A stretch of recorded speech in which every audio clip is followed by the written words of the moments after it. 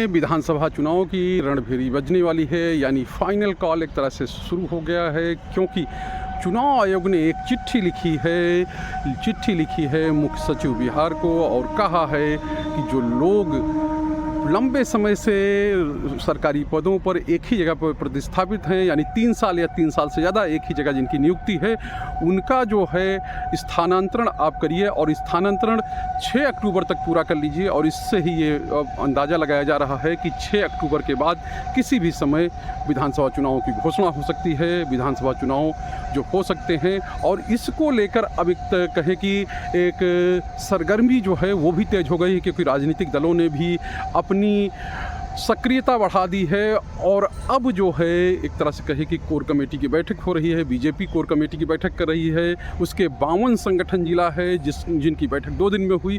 और सभी नेताओं को ये कह दिया गया कि आप लोग जो है चुनाव के लिए तैयार हो जाइए। बीजेपी की अपनी रणनीति है, बूथ जीतो चुनाव जीतो रणनीति के तहत वो तैयारी करवा रही है। और ऐसे ही जो अन्य दल हैं, यानी कांग्रेस और उसके सहयोगी जो हैं, वो भी रणनीति पर काम कर रहे हैं। और ईबीसी को लेकर एक बड़ा जो कार्ड है वो खेला गया है।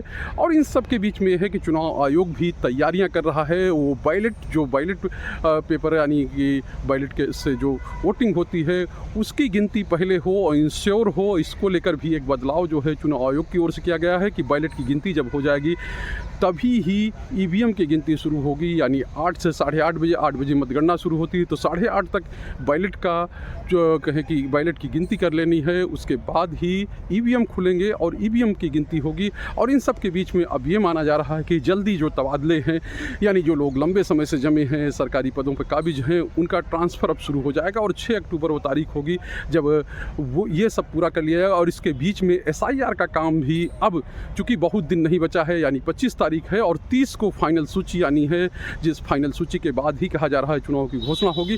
तो वो भी काम चल रहा है। और उसके बाद जो है चुनाव आयोग की एक टीम, यानी मुख्य चुनाव आयुक्त ज्ञानेश कुमार के नेतृत्व में चुनाव आयोग की टीम जो है वो बिहार आएगी और बिहार आकर यहाँ समीक्षा करेगी, यानी कि बिहार के विभिन्न जिलों का दौरा करेगी और वहाँ पर जाकर जो चुनाव की तैयारियों को देखेगी। चुनाव जो मतदान अधिकारी हैं, यानी वो पहले से ही तमाम तरह की चीज़ें हैं या इंटरनल चीज़ें हैं जो चुनाव लोग को लेकर तैयारियाँ होती हैं, वो सब की जा रही हैं। और साफ तौर पे है कि अब एक तरह से चुनावी मोड में बिहार आ गया है। सरकार की ओर से घोषणाएं तमाम की जा रही हैं। उन घोषणाओं के बीच में ये भी है कि चुनावों को लेकर भी प्रशासनिक तैयारियां, यानी घोषणाएं राजनीतिक दल कर रहे हैं, सरकार उनका मतलब घोषणाओं के साथ उनका पालन भी कर रही है, यानी लोगों के खातों को में पैसे ट्रांसफ़र कर रही है, लोगों को मदद दे रही है, लोगों को मानदेय बढ़ा रही है। और इसके बीच में जो प्रशासन है वो सरकारी काम के साथ ही चुनाव के काम को भी तेज़ी से आगे बढ़ा रहा है। और ये यूँ कहें कि अब चुनाव